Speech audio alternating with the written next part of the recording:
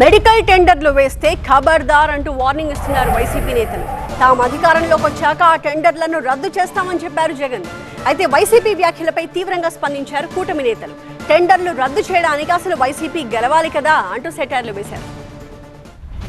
ఒక నాయకుడు ఉన్నాడు ఈ రాష్ట్రంలో, మెడికల్ కాలేజ్ అంటే తెలియని నాయకుడు.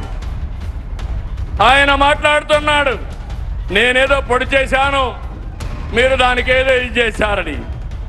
నేను ఒకటే చెప్తున్నాను, ఈరోజు భూమి ఇస్తే మెడికల్ కాలేజ్ అయిపోదు. ఫౌండేషన్ వేయడం, రిబ్బన్ కట్ చేయడం, నేనేదో చేశామని చెప్పుకోవడం కాలేజీని నడిపే విధానం కాదు. దోపిడీకి పరాకాష్ట ఏమిటి అని అంటే, ఈ 17 మెడికల్ కాలేజీలను కూడా స్కాములు చేస్తూ అమ్మేయడం. ఇది క్లైమాక్స్. ప్రైవేటీకరణను మేము అడ్డుకుంటాం, అన్ని రకాల పోరాటాలు చేస్తాం.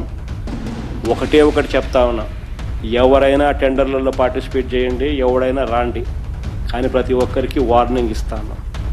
రేపు పొద్దున మేము వచ్చిన తర్వాత రద్దు చేస్తాం, మళ్ళీ వెనక్కి తీసుకుంటాం.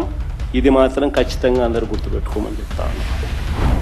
ఇవాళ చంద్రబాబు నాయుడు గారు కష్టపడి వైఎస్ఆర్ కాంగ్రెస్ ప్రభుత్వంలో మెడికల్ కాలేజీలు నిర్మించి మెడికల్ కాలేజీల ద్వారా పేద ప్రజానీకానికి మేలు చేయాలని ప్రయత్నం చేస్తే మీరు వచ్చి అమ్ముకునే కార్యక్రమం చేస్తున్నారు.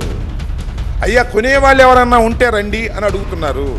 ఆ కొనేవాళ్ళకి చెప్తున్నాం, మీరు తొందరపడి కొన్నారా, మేము అధికారంలోకి వచ్చిన తర్వాత ఈ కొన్నవి క్యాన్సిల్ చేస్తాం అని చెప్తున్నాం.